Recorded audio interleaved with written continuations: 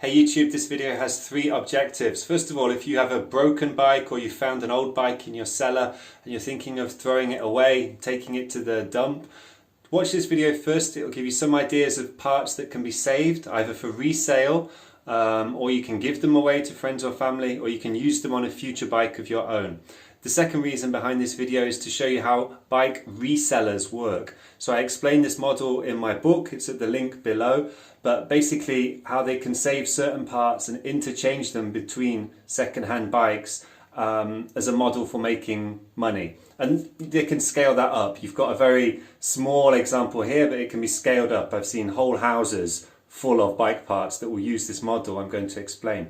The third reason behind this video is if you're about to buy a second-hand bike and the price is quite high and they're saying it's a great bike, perfect working order, just had full service, and the price is high, you will see how easily some of the parts are interchangeable, and it will just let you look at that bike with kind of fresh eyes to check that all the parts are the original ones that the bike should be with, and it's not just a frame, bottom bracket and handlebars of a bike with lots of different parts from other bikes. So it should help you not get ripped off, basically. Okay, so first of all, when I get a bike that is absolutely beyond repair, let's say the frame is cracked, bottom bracket has got a dent and it's not being able to fix it, the first thing I save is the wheels. Take the wheels off the bike. Why do I do that? Because most wheels are 26 or 28 inch basically. You've got mountain bikes or you've got town bikes. Forget about racing bikes for a sec. Most bikes are going to have 26 to 28 inch wheels on average. So if you save them, this can do several things for you. If you've got a flat tire and you're really in a rush, you can just take a wheel with the same size with a good tire and inner tube and swap it over. Flat tires always happen when you're in a rush, so you can just swap the wheel over. Also, with a lot of old bikes, the spokes fall off or they get left on the street and people kick the wheel. They just smack it. And people come to me with their wheels and say, can you straighten my wheel? And I could. I've got a touring machine to do that. But if it's got a big kick in the wheel, you can't use a touring machine to get that out. The touring machine works by increasing the tension in the spokes, but if you've got a dent or in the wheel of like a centimetre and a half or more, you're never going to be able to straighten that. You've got to throw the wheel away, so you need a replacement wheel. So it's good to have replacement wheels either to sell to other people or to fit on a bike if that happens to your bike. Another reason is bike wheels get stolen, unfortunately, if they're not properly attached. So people often just need a wheel for their bike. You can sell them a separate wheel and explain this came from an old bike that couldn't be fixed. The other reason I take the wheels first is because even if the spokes are damaged, the rims are damaged, you can take the tyres off. It's a big shame to throw away an old bike if the tyres are still okay. They may be a little bit worn, but they've got life in them. So I take the tyres off and I'll keep the inner tube inside the tyre in case you have a puncture on your bike, someone else has a puncture.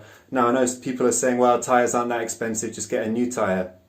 Yeah, well, this helps the environment, but also we've just had the coronavirus lockdown, all the bike shops were shut, it was difficult to get any spare parts, so there was a big demand for second-hand parts. So it's not always that easy to just buy everything new, it's good to have things kept back.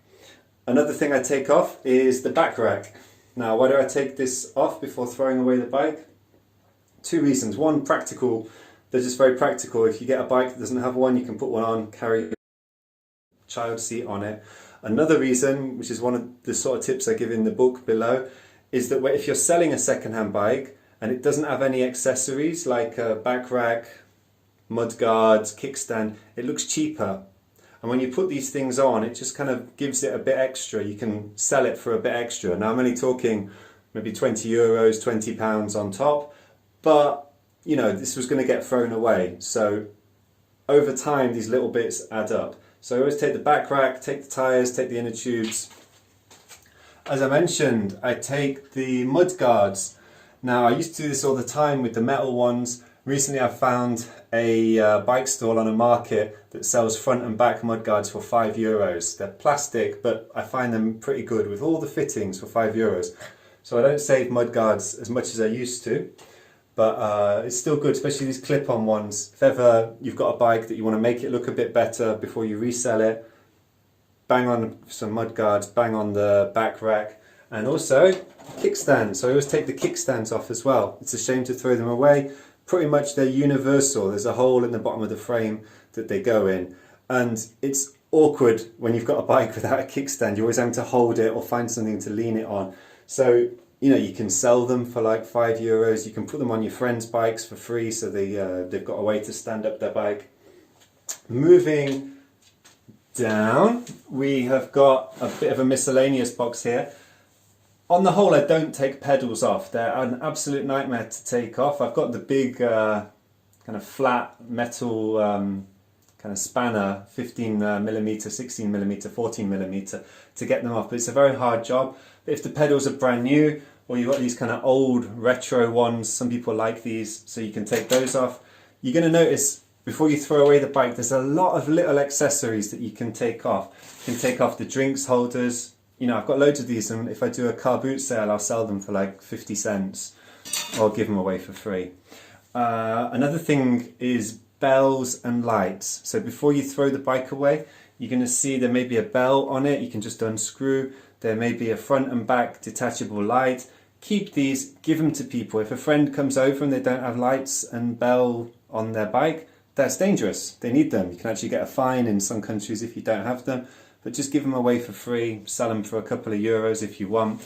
So I've got a little box full of lights, bells for kids.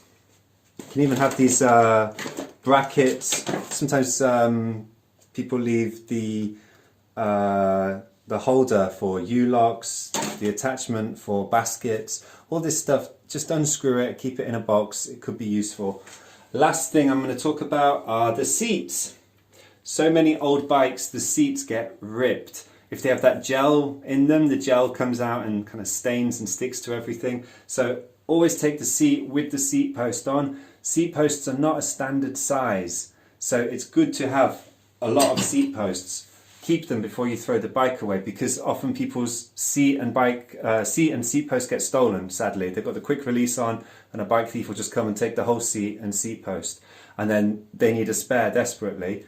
So you can invite them over with their bike and try the different seat posts to see which one fits, and then you can put the top seat on as well. It's just two nuts underneath you need to unscrew. So I hope that's given you an idea of the parts to keep before throwing a bike away. I want you to think about scale, because the people that resell bikes all the time, I've been to their houses, they'll have a house where one room will be full of wheels, one room full of frames, one room full of handlebars. It'll be, the whole house is like a factory. I've seen factory floors where you have a shop that only sells second-hand bikes, and they'll have a box, a huge like vat container full of brake levers, full of gear levers, full of pedals, and it'll be like a conveyor belt. So they'll start with the frame and then they'll go down this conveyor belt adding second-hand parts to make the bike. To me, that's a Frankenstein bike in a way. It's made of so many parts, but if they're selling it cheap and it's getting people cycling, then that's fine. I hope this has been useful. If you've got any comments, stick them below. If you'd like to give me a thumbs up, more information in my book. Thanks.